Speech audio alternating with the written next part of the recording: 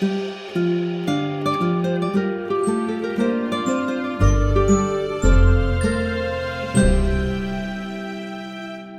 and welcome to Adventures in Theater History, where we bring you the best stories from the deep and fascinating history of theater in the city of Philadelphia. I'm your host, Peter Schmitz, and our theme music is by Christopher Mark Colucci. Today, as promised, I am speaking with Bruce Graham, who has been a fixture on the Philadelphia theater scene for over 4 decades. Bruce, a former suburban high school teacher and ex-stand-up comic, began his career as a playwright at the Philadelphia Festival Theater for New Plays in 1984 with Berkey. Now, as we learned last time in our interview with Carol Rockamora, Bruce became playwright in residence at PFT and later served 2 years as its artistic director. For many years, he taught playwriting at the University of Pennsylvania and was a faculty member at Drexel University. Bruce Graham has also written plays such as Early One Evening at the Rainbow Bar and Grill, Belmont Avenue Social Club, and The Philly Fan. His work has been performed everywhere from Los Angeles to London. He won the Rosenthal Prize for his play Coyote on a Fence in Cincinnati. He won a Barrymore Award for Something Intangible, produced at Philadelphia's Arden Theater Company, and Any Given Monday at Theater Exile. He also won the Chicago Area Theater Prize, the Joseph Jefferson Award for his The Outgoing Tide, produced at the Northlight Theater in 2011. And as we will learn, he has also written extensively for movies and television in New York and Hollywood. Bruce has also performed with many Philadelphia theater companies, and in 2023, he appeared in his own play, The Philly Fan, at the Hedgerow Theater. For most of his life, a resident of Delaware County, Bruce and his wife Stephanie now live in the South Philadelphia neighborhood of Pennsport. Or, as he puts it, I'm back living 2 blocks from where my grandmother was born, on 2nd and Tasker. We spoke with Bruce over Zoom in October of 2025.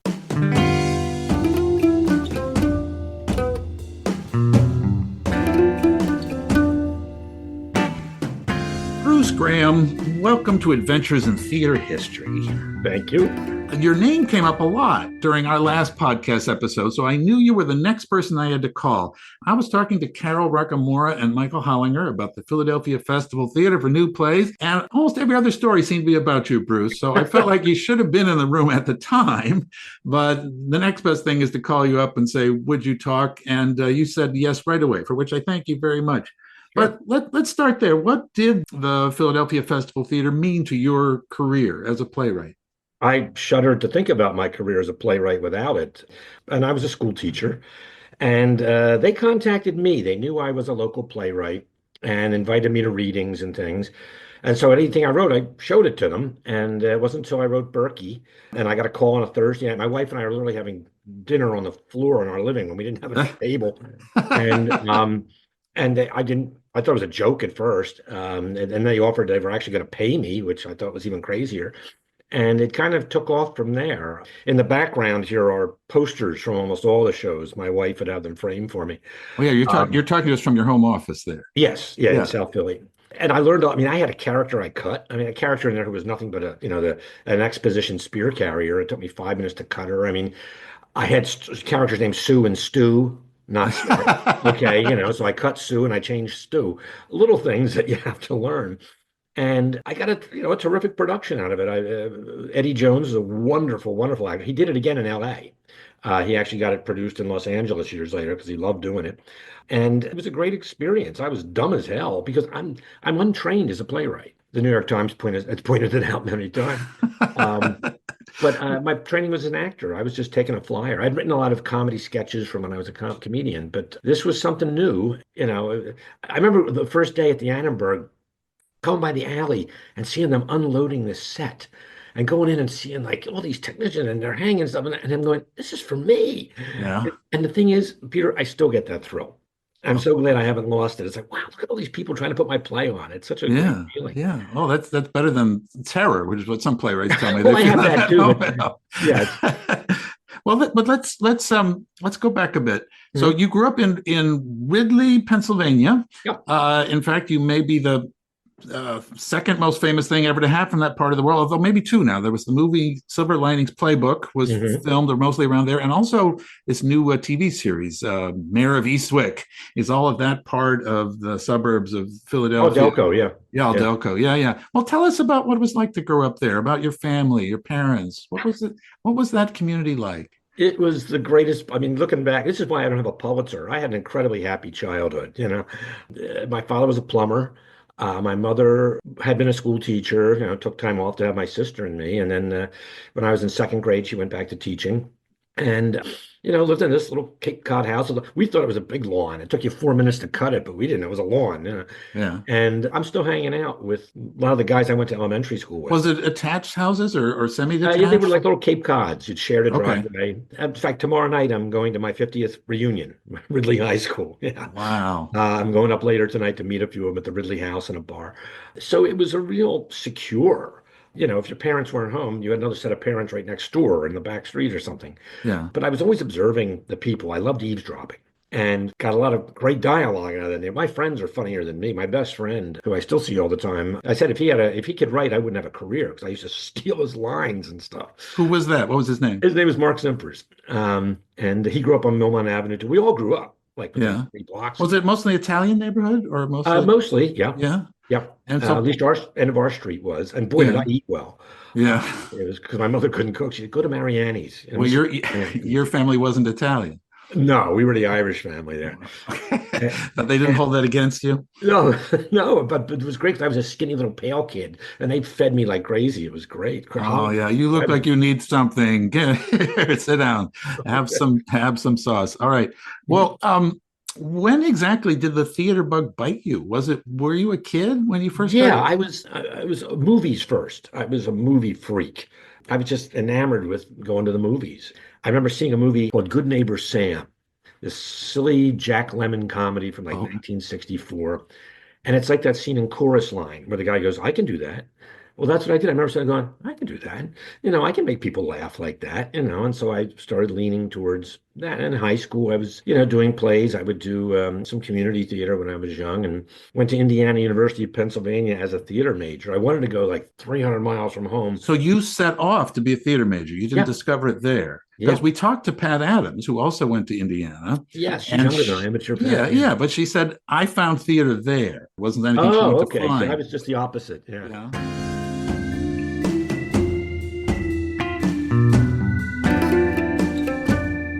When you told your parents you were going off to Indiana because I want to study with the theater department there, what was their attitude? Well, luckily it was a very cheap school. I see. Um, it really was.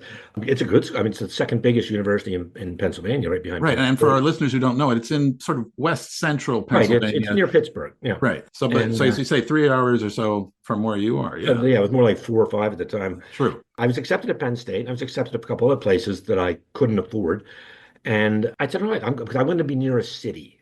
Penn State's not near a city. No. I'm a city guy, but from the time I could read a train schedule, I was in Center City going to the movies all the time, and I was like 12. So I went out there, and it's a small school, theater department wise. So you did everything. I was there 3 weeks. I was cast in a show. By the time I was a sophomore, they were letting us produce our own dinner theater. And with a guy I became comedy partners with, Billy Elmer. Yeah, And I saw that you were doing a comedy routine, sort of a yeah, Mutt and Jeff routine. well, it's more like Abbott and Costello, more like that Okay. guy, skinny guy. But yeah, but I was great. It was great training because I was writing material. It's the old 9 o'clock show. The jokes didn't work, so I was behind a dumpster on Forbes Avenue, Right. rewriting it for the midnight show. They don't teach you that at Yale. Mm. And we played all the college circuit, and we played in Ohio and West Virginia. I wasn't cut out for it, but it was great, and the money was great because this is really before cable. Right. Where everybody with a fake brick wall and a microphone had a Yeah, comedy clubs are a big thing, and you could oh you could yes, it yeah. was quite a circuit going. We had like 5 in Philly back then, But what do you and mean when you say you weren't cut out for it? What do you mean? I, well, for the hours, for one thing, you're a vampire. I Right. don't mind theater hours because you're home by 11 usually, but it'd be 5, 6 in the morning. We'd be at the Eaton Park, reeking of cigarettes and booze while families are going to church. Yeah. And I couldn't get any playwriting done. At the time, I was starting to write plays. You And in college you were writing plays. yeah, yeah, a high school. Really? Ridley High School produced my first one act. We did What was your first one act? Tell us oh about it. God, called The Butterscotch Car. The butterscotch car. That sounds sweet. What was it? Well, a little too. And actually, then IUP did it, and like a couple other colleges did it later on. It's not real good. I shudder to think about it, but it was great. Again, it was great training Right. because now I'm used to being on stage getting a reaction. Now I'm in the back of the theater and I'm getting a reaction. Right. Then I Right. can. Right. The nice thing about playwriting is I can go home and get a reaction. I look up the Yes. clock and say, "Hey, it's 9:15. I'm getting a big laugh in Chicago right now." So that But was after college, and you went to New York for a brief spell. Is that true? very, very brief. What was your experience like there I in lived in Manhattan? Hell's Kitchen back when upstairs was Hell's Kitchen, West Right. 45th between 10th and 11th. That's a And very nice neighborhood now. it's great. Yes. I could afford it then. Well, actually, my buddy's apartment, I was subletting from him. Okay. And I was a waiter. I sold TV guide subscriptions on the phone, that sort of thing. And then I'd go to auditions. And I went to one. In fact, I put this in one of my plays. And I go up and I'm about to read. And the guy says, "Look, sorry, we don't want to waste your time. We need somebody really good looking." Oh, oh. And I went to the lip on Oh. stage, Peter, and I went, "Hey, pal, on stage, I'm beautiful." Yeah. Well, in the movie version, I went outside. They came out and said, "You are," and gave me the part. As with everybody, get the hell out. Right. Yeah. Well, that sounds So like something from Tootsie when Dustin Hoffman it goes, does. We When I want saw that, it did remind me. somebody You could play a else. tomato. Yeah. Yeah. So you came back to Ridley, Well, I and came back for a weekend to yeah. actually do laundry and get some food, and I saw an audition at the Three Little Bakers Dinner Theater. I don't know what that is. The Three Little Bakers Dinner Well, Theater. it was huge for years. It was in Kennett Square, 700-seat theater, and they sold it out like 7 nights a week. Food was terrible, but they did a lot of musicals. They were doing Come Blow Your Horn, Neil Simon's first play, Sure. Sure. and they did a 10-week run. And I walked in and got the part, and it was mostly it was comedy, it was pratfalls and gags and things. And that was 10 weeks run, making a decent piece of change. But according to your former teacher at Indiana University, Ed Simpson, you liked being back home because you could write there, and you felt like you might not be able to write other. Was it the voices that you needed to hear, the people around you talking? At the sandwich I got down the street, whatever. I'm a real creature of habit with that sort of stuff. And I found that I can rewrite anywhere, but writing especially in the movies where I had to be like on location or out in Hollywood or something. Yeah, I can rewrite, but the script's done by that point, usually. Right. Yeah, I've heard people they write anything they can think of, even at the worst stuff, just because rewriting is so much easier than writing. They'll just put anything down. I actually I love deleting. That's with computers. I was like, I love getting a chunk going. I don't need that. Yeah. Oh, yeah. I know that feeling. Yeah. But there wasn't enough money coming in. So you became a teacher. I was going to get a job, a real job. And I was directing the plays. So I had a hand in it. And I really did. I'm still talking to one of my high school students is over here for every Eagles game. Were you teaching at your old high school?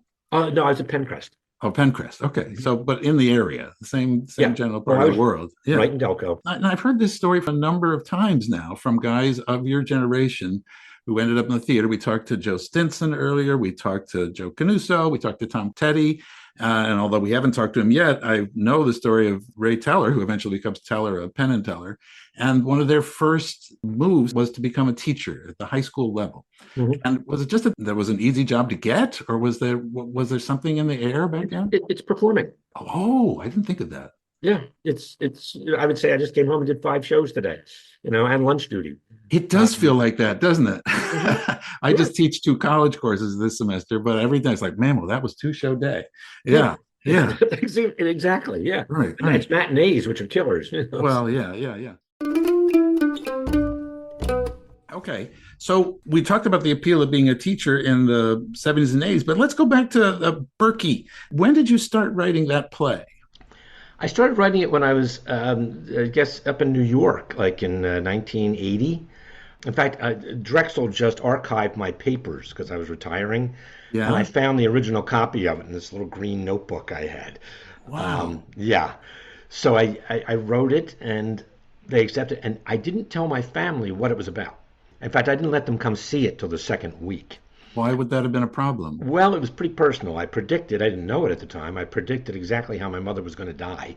Wow. In fact, the last picture I have with her is in the lobby of the Hudson Guild Theater off Broadway, where it was, sitting there with her with a bagel in her hand. And I had written a warm-up play called Next Week Spencer Tracy Right. that I was West. just reading about that in your book Oh, that you okay. wrote that play. You were sort of a little stuck. You're trying to warm up and you're writing a play about people watching movies in the park, and it's the Right. same Yeah. characters. Yeah. And that was media. My wife and I, every Tuesday night, would go up and see free movies in the park. And my mother said, "Oh, I like that other play. I'm Yeah. alive in that one." I'll I was like, bet she did. But yeah. what's the Uh, plot of Berkey that you foresaw the death of a parent? well, she had had a bout with cancer, Okay. and had a double mastectomy, and then it never really left. And my father, like I said, they were very devoted to each other. A lot of Stella and Lou is my father in some ways, and I was really, I said, what am I going to do, with him when if something happens to her? He doesn't have any friends. His friends are his family. He has no hobbies. He works, and we were going. My wife and I were going a little crazy. And he had always talked about, I'm going to kill my, I'm not going to. And in fact, I used that theme also in Outgoing Tide about cheating death by doing it yourself. So I Right. get a call. We opened on a Thursday night, and I got a call on Friday morning. I'm still hungover. And it's my father from Boeing, where he worked as a plumber, calling and saying, "I'm reading this write up about your play here. I feel like I'm reading my goddamn obituary. What the hell's this play about?" Anyways, Dad, you'll find out. And then and then my mother had passed away, and I put it on a shelf. I didn't want anybody to do it. And about 3 years later, Cincinnati Playhouse called, and they wanted to do it. Yeah, okay, get over it. I rewrote it. And my father drove out to see it. He drove out to Cincinnati to see it. If my son wrote a play, I'd go out to see it. Well, Absolutely. yeah. I'd go a So, long way. but it was when your first success is basically cashing in on a tragedy in the family, it takes a little bit of the fun out of it. Well, but now that play, so it's produced in Philadelphia. It's produced at other theaters around the country, but then it goes on to the Hudson Guild Theater in New York, and so you finally have a show running in New York, which sort of playwright's dream. What was that experience like? I was really stupid, actually. I wasn't paying much attention to the physical production. And my wife, who has a degree in costume design, the lights come up and she leans over to me and she goes, "Everything's blue." And I went, "Oh, yeah." And then everything was either blue, gray, something like that. It's a depressing play, and it was a depressing production. And I've learned in that first production to fight against the text sometimes. When I saw it in Cincinnati Playhouse, all of a sudden there were some bright colors. It looked more like my parents' living room. And the play I thought worked better because we were fighting against the depressing tone of the play. So I learned a lot. We bombed. I mean, I always show, in fact, it's in my PowerPoint, I would show my students, I forget what paper it was, Berkey dies. Oh no, I have a feeling that Bruce Graham, author of last night's Berkey at the Hudson Guild, notice I remember it, I has a good noticed. play in him. This just isn't it. Oh And then man, the same thing with Rainbow Bar and Grill. When the only critic who likes you is John Simon, there's something very wait, wrong. John Simon said nice things about you? He was the only one they could quote. Well, he must have seen what everybody else was putting in their book. He said, "Well, I'm a contrarian. I'm going to like it." Yeah. Oh, thank you, John. Yeah, right. But so you later wrote a play called "A Definite Lack of Commitment," which was How sort did of you hear response to about the that? critic. Bruce, I've got access to newspaper archives and I know how to power search. And when I'm about to You're talk to amazing. somebody, I do deep research, and it's my Yeah. training as a historian. You sit down with the archives, you turn every page, you read everything. Otherwise, you're not ready. So that's what Well, I do. that was yeah. I stopped reading reviews after Top of the World. Okay. I started to wean myself off because, as my wife wisely put it, when the good ones piss you off, you shouldn't read them. Right. And the good ones were pissing me off sometimes. I really Well, wouldn't we even were think it's a talking to rape. Carol and Michael about that, but especially critics in the 80s and 90s. It was part of the conversation I didn't end up including in the episode, but we talked about how there was a style of criticism, especially in the 80s and 90s, which really sort of was deliberately cruel. Oh That yeah, sort of traded on cruelty. John Simon being one of the main right. practitioners of that art, people would read it to see how cruel he could be, and then that changed. There was this paradigm shift right about the time when the papers all started going online more than in print. And that because they realized that they could see exactly what people were reading and how long they were reading it and how much it was being shared. And they found out that people weren't sharing bad reviews. Hmm. They weren't posting them online and people weren't, so it wasn't drawing attention. It was only nicer reviews.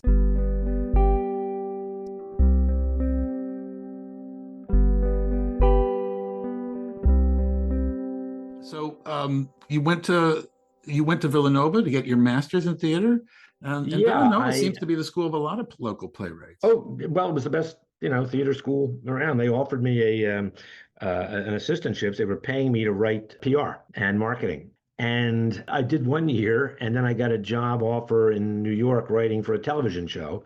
Right. And I had to, they couldn't match CBS's offer, so I never But they did couldn't. finish. Yeah. But But I who got to did? write dialogue for Frances McDormand, which was cool. Oh, right. Yeah, it was a Okay. TV show. She was one of her first breaks. So Right, right, right. And about then, you began to feel like you really wanted to teach writing someday. You had that in your mind all the time. You wanted to all go. the time. Yeah. Yes. In fact, Ernie Shear, I walked into his playwriting class at Villanova. He's got the cigarette. Yeah. Mr. Graham, can I talk to you for a second? I said, yeah, Ernie. He goes, what the hell are you doing in this class? But I'd already had two plays produced, Right. Rainbow and Berkey. And I went, well, Ernie, I want to teach it someday. So I think I should have one class on the resume. Hope you can say you had one when it's over. I'd go, Ernie, I'm in rehearsal. Can I hear my scenes? Thanks. Bye. But leave. Mr. Graham Wow. taking the correspondence class, I assume. Well, I've never seen an Ernie Shear imitation. It's It's pretty not, good, yeah, actually. I bet that's very apt. So your next play, you've skipped ahead and mentioned some of your subsequent plays, but if we go after Berkey, your next big play was Early One Evening in the Rainbow Bar and Grill, which Yep. was produced at the PFT in 1986, which was, by the way, it just occurred to me, and I checked, it was the same year that Lady Day at Emerson's Bar and Grill opened in Atlanta. Hmm. It's two great minds coming up with a similar title. I saw one of the first, I think I saw the first Philly production of that too. Yeah. Yeah, yeah, yeah.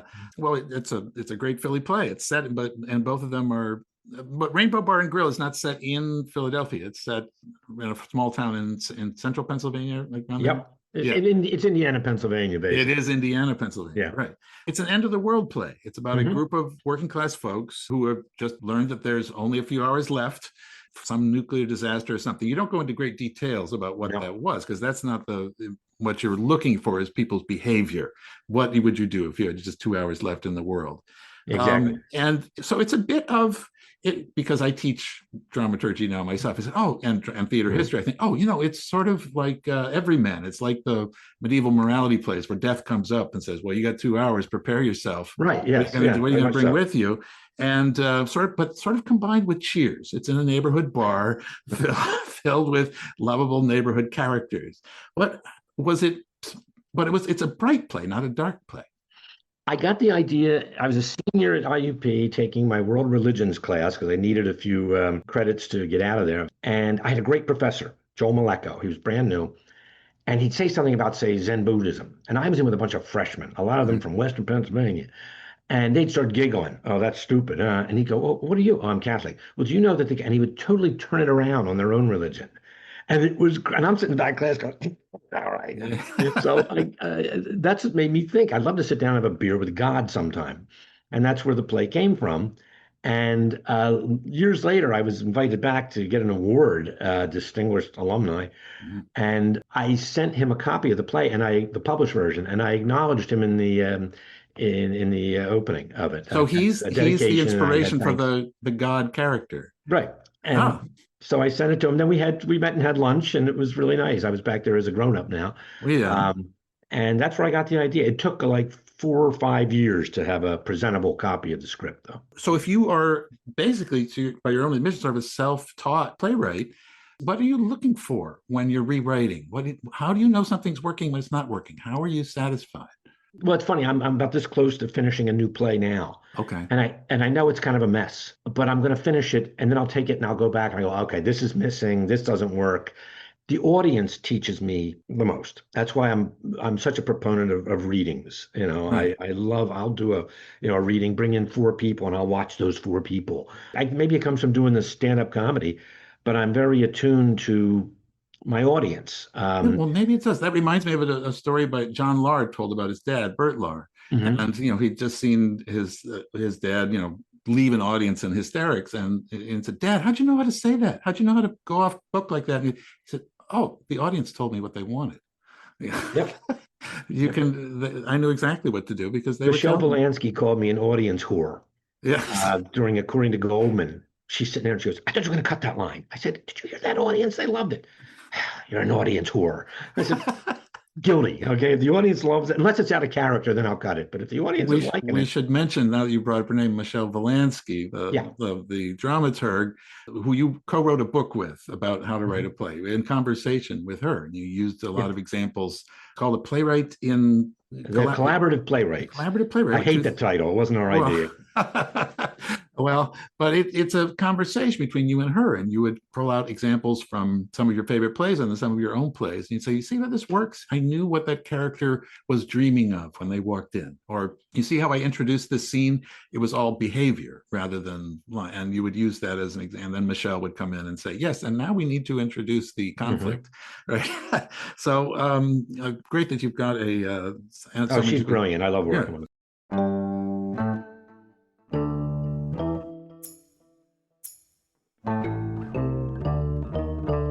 At this point in your life, we're still in the 1980s, but you start to get regularly produced by the Philadelphia Festival Theater. In fact, eventually 8 of your plays would be produced there: Minor Demons, A Room Over the Brewery, Belmont Avenue Social Club, Top of the World, which takes place in Alaska. Is that right? Yeah.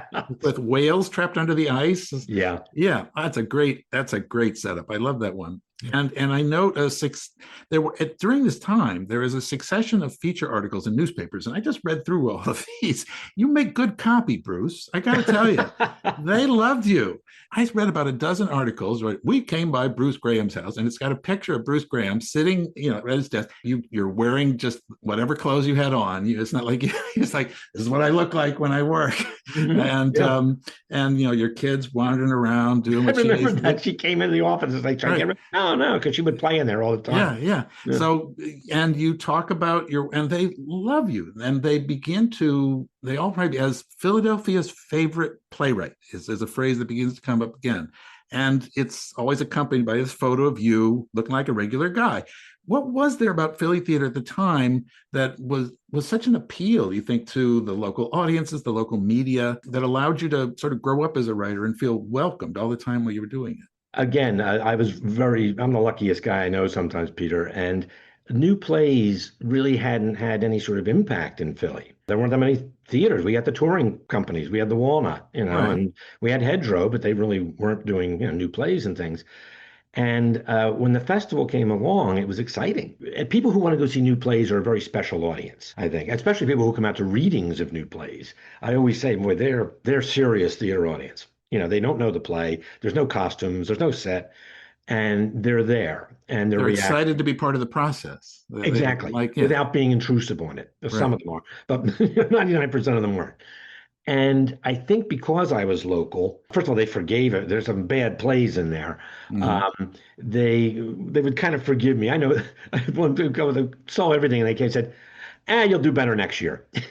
That sort of Well, thing. that's what you say to a person whose work you really appreciate, saying, "Yeah, Well, that's just it. And I wasn't insulted at all. I was agreeing right, with them. I said, I yeah, hope it's better next year. And I think part of it was they were watching me grow up. I was what, 26 or 27. Even our daughter, my wife, we hadn't told a lot of people she was pregnant at the time.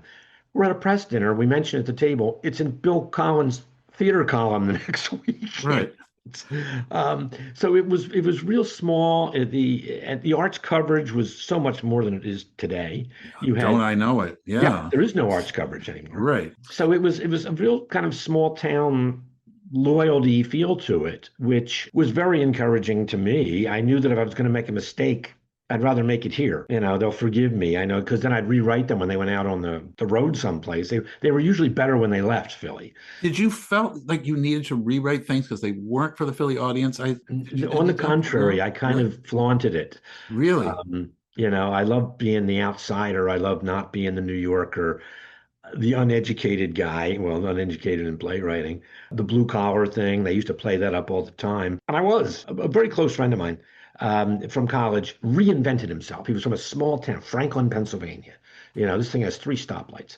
And he went to New York in the 70s, and he's a New Yorker, has a house in the Hamptons now. You'd swear he was born on 48th Street. He reinvented himself, but Right. he also came from Franklin. I never felt a need to reinvent myself. I couldn't do it anyway. Some of the biggest laughs I've ever gotten is just telling the truth, and people just kind of, oh, that's very funny. I didn't think it was that funny, but I was just, kind of telling the truth.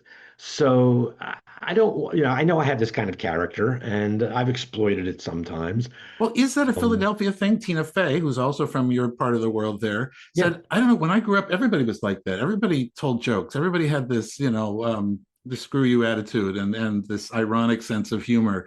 And and then when I would go out elsewhere in the world, they said, why are you so funny all the time? yeah, Yeah, but I you think there's know, something yeah, specific to the Philadelphia character that really values humor. And that yeah.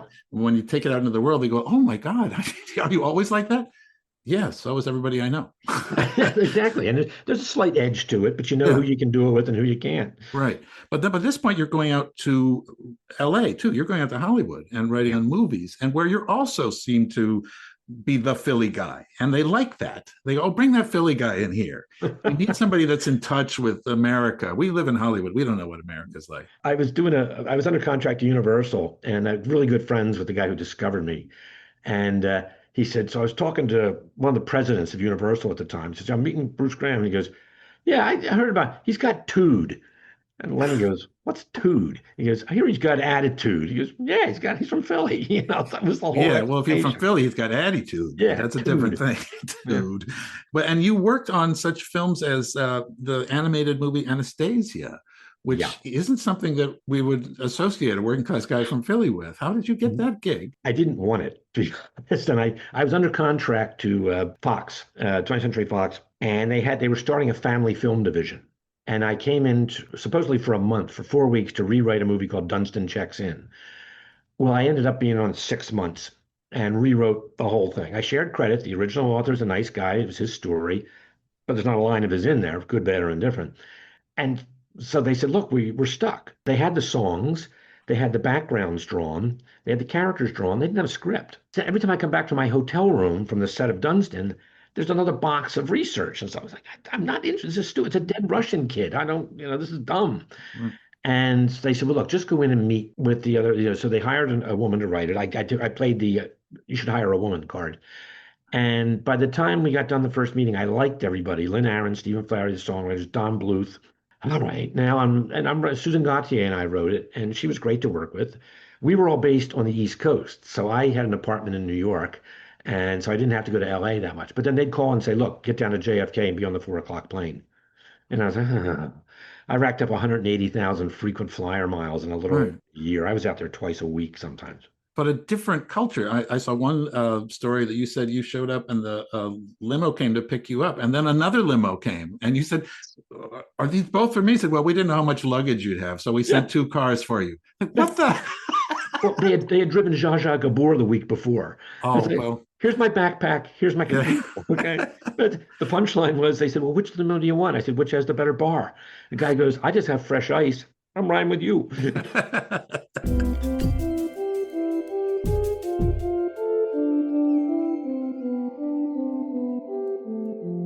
But and you were also working on television out there, and you were offered to be the lead writer of the TV series Roseanne. Am I right about that? I'm not leaving. I was just offered a staff job. Okay, Yeah, I was still living in Ridley at the time. I was living on my old street, Normand Avenue. And again, it was a Friday night, 6:30, 9:30, 6:30 to them. And my wife is 7 months pregnant. And they said, look, we love this. We're going to shoot your episode. And I had worked tangentially on a couple of others, but now I'm getting credit. right.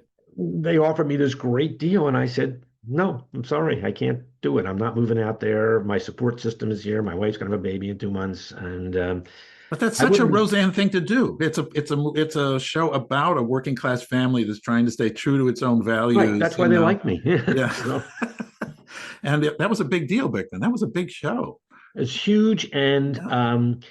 it would have been I would have had to move out there. My whole life would have been different. And I'm happy here. I don't want to do that. Okay. I'd probably be divorced. My kid would hate me. It's like, I think you did the right thing too, Bruce. But during you're continuing to write plays for the PFT, and during the run of Top of the World, that play about the whales, you get your equity card. You have to take over from an actor for the Yeah. final week. Yeah, so I really hadn't thought about getting into back into acting, but he had to leave for a TV show, and I stepped in, Right, and then thought, oh, what the hell? I've always been a character actor. right. The older I get, maybe the more saleable I'll be. I was never a leading man, so yeah. So in the last, I guess, 12 years, I got back into it, and I can still remember lines. It takes a little longer, but I can I know remember exactly lines. what you mean. Yes. Yeah, And by in 1993, the PFT is producing your play A Very Nice Neighborhood. and it's one of my worst plays. Oh, wow. Michael Hollinger and I still joke about it. Okay. That it's, a very nice neighborhood. A theater in LA wanted to do it years ago, and I said no. I said, no, we're not doing that I'm play. not sending that kid out into the world. She's No. staying home. Yeah, all right. And interestingly, that's also the time you and your wife, Stephanie, and your daughter, Kendall, you move out of Ridley Hmm. to Moylan or Rose Valley. Right. You're literally a stone's throw away from the Hedgerow Theater, which we know well on this podcast. My mother used to take the train with Jasper Dieter. Did she? She remembers Jasper Dieter, yeah. My father's great fear was that I was going to end up in Hedgerow House. He put a water heater in there. And I'm trying to be an actor. He goes, Jesus Christ. Back in the 40s, he did this, like 1940. He goes, Yeah. those people, that place is dirty. You know what they eat? They eat rice. And that's what they had for dinner. They had rice. And so that was always my father's nightmare, that I was going to end up in Hedgerow House. It's not that far from where you grew up, but it's a world away in a certain way. It's you're in. I kept driving back to Ridley to buy a pound of ham, you know. And I never left my barber until he retired. When I used to go to a barber, Right. I would drive back to Charlie, the barber, a loaf of bread. It's like Stephanie's going, they have this stuff in media, The plays you start to write in the mid 90s, Coyote on a Fence and Desperate Affections, which has got an assassin in it, and tying a woman up with handcuffs, right? They get much more darker and more violent. Things were going well for you. Why are things getting more? Was it just the zeitgeist of the mid 90s? When I wrote Belmont Avenue Social Club, I said it in 1985 because it was about these frightened white guys, that Yeah, their it's about neighborhoods a political backroom, right, of a right, municipal government. Yeah. yeah. And part of it was the whole when Reagan came in, and I'm sitting there going, don't you people realize this guy's an idiot? Politically, I'm a lefto moderate. Okay, so if there Okay. is such a thing left, but I just was amazed that suddenly, racism and all this sort of stuff was okay to, flaunt a little bit, and then it kind of went down when Clinton, came in, and then Bush and those others came back, and now you can do Oh, whatever you yes. want as long as you're Yes. white. And it just sat in my craw. I thought the world was getting, and plus when you have a kid, All right. suddenly you see the world as a much more dangerous place. Yeah. Desperate Affection came out of I was at a Delaware County prison researching a Richard Dreyfuss movie I was writing. It never got made, but I was there to see a lineup, and a woman was on the payphone, very nicely dressed, clearly, nice jewelry and everything, and she was visiting her boyfriend, I guess, and she's going, "But I love him," on the phone, and I just want to say, "Excuse me, you're an idiot." Okay, the guy's in prison, Right. and that's where I got the idea. Plus, I had a daughter, and it's like, here's your warning: don't try and change guys. Okay, Yes. that was to me that was what the play was about. Right. But that's about the time in the mid 90s when the PFT shuts down. Carol moves on, and you were actually sort of the caretaker. You're the guy who winds it down over the next Yeah, couple of I years. was. Steph and I took it over at no pay, and the first thing I said was, "We're not doing any of my plays. As long as I'm running this place, I don't respect artistic directors who suddenly become playwrights, and no one does their plays but them." So I said, "No, we're not going to do it." But we didn't last long enough to do anything. We lasted, I think, another 2 seasons, Yeah. and I could pick some good plays, and I hired some good people. I stayed out of the way. I Right. couldn't raise a dime. Well, Um, that was always Carol's big thing. She could oh, raise money like She nobody's was brilliant. business. And Yeah. Grace Grillet was a terrific business manager. I mean, she Right. was production manager, I think. And they were two brilliant women. Yeah. And I didn't have that background at all. And I have trouble asking my wife for money. And so we went under. It was on the saddest. I mean, we were supposed to have dinner with friends that night. And I went over to the office and started cleaning stuff out. And I called them. I said, I'm no fun tonight. Let's postpone it. I said, I'm too depressed.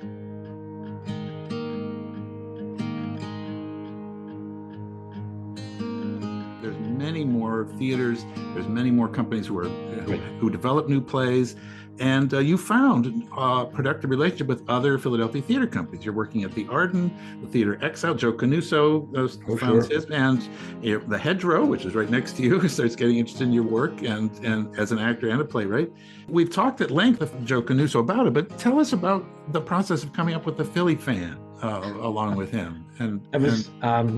We just had Tom McCarthy's memorial. Yes, I was there. Oh, okay, right. Yeah, so, I saw you speak. Yeah. Yeah, and so I went back and started thinking about it. And it was Tom who said it was his idea, and he went out and got a grant somewhere, and came over to the house. I'll never forget. He came over when we were still in Rose Valley, and we're having coffee, and he goes, Bruce, I want to talk about this game, and I want to talk about this game. And I said, Stop. You're boring me. Okay, no. I said, we got to talk about this guy.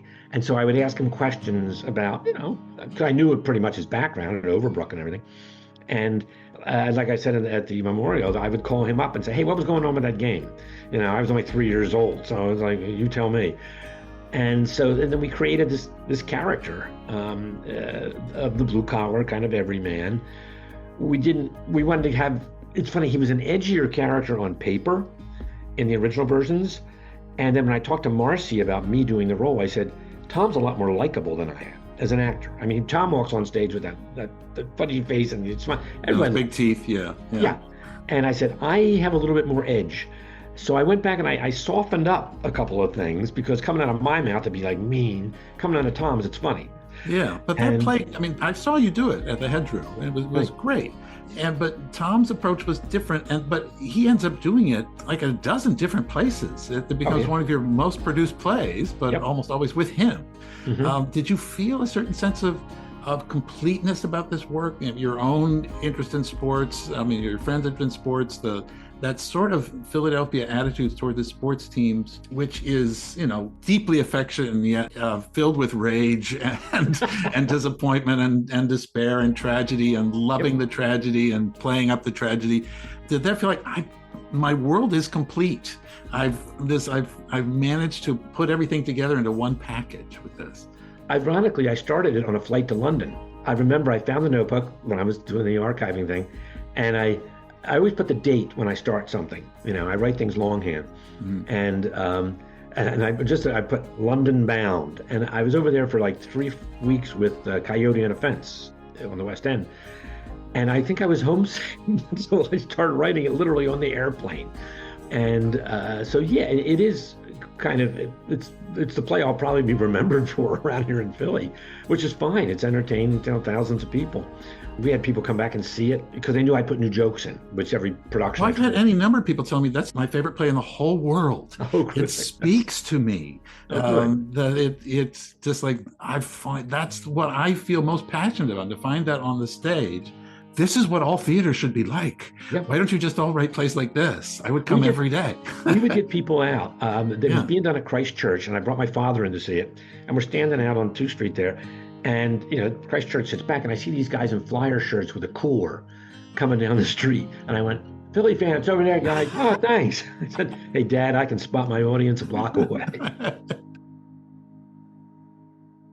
So skipping ahead to 2010, one of the great articles I found written about you was written by Howard Shapiro, who used to... Oh, yeah, that was actually a good article. It says, did somebody declare this Bruce Graham month? Because on that month, you had no less than 3 plays running on local stages. Out in the suburbs, you could see Tom McCarthy was doing the Philly Fan again. I believe was it up at Act 2? I think so. And then across the river in the South Camden Theater Company in New Jersey was doing a Belmont Avenue Social Club, which played just as well in South Jersey as it does in South Philly, because you'd previously done that with Theater Exile.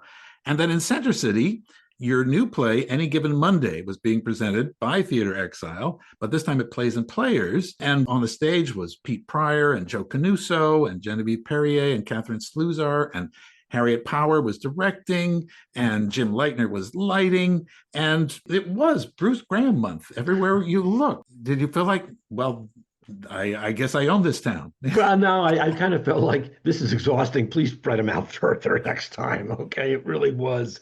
And I also, I think, had Funny Man or something running out in Chicago. I knew I was in Chicago for something too, at Right. Northlight. So yeah, it was. And It's then you take over the part in any given Monday. When it goes out to yeah, Act but Act Two, Two, yeah. you take over Joe's part and you become this Right, he this couldn't do it up there. yeah, And it was funny when I was doing One Man, Two Governors last year at Delaware Theater Company, Dave Johnson, Genevieve's husband, right. played my son.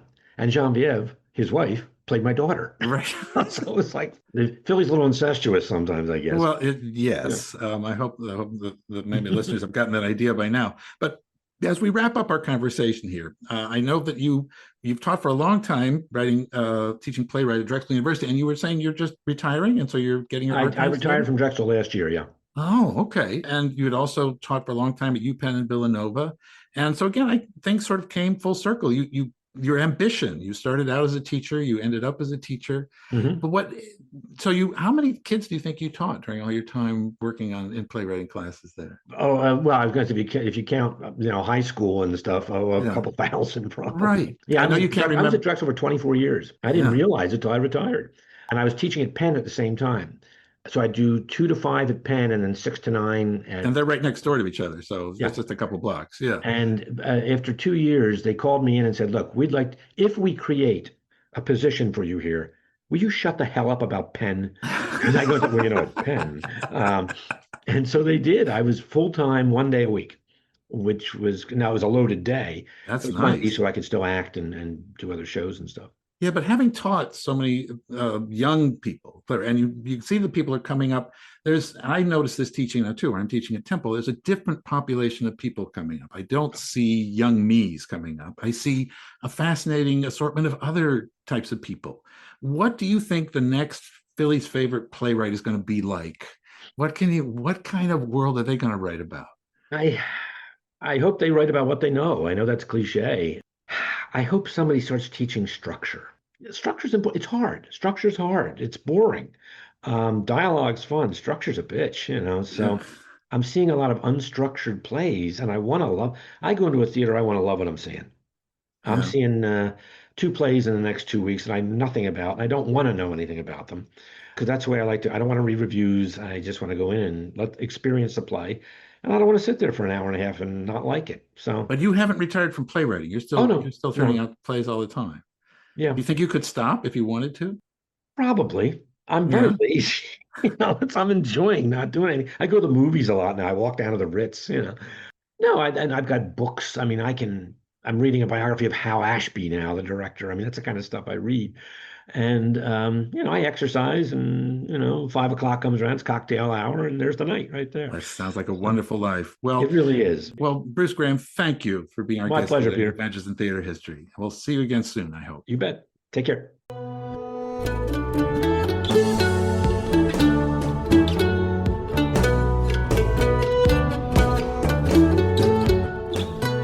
My thanks again to Bruce Graham for his time and his generosity in coming to talk with us.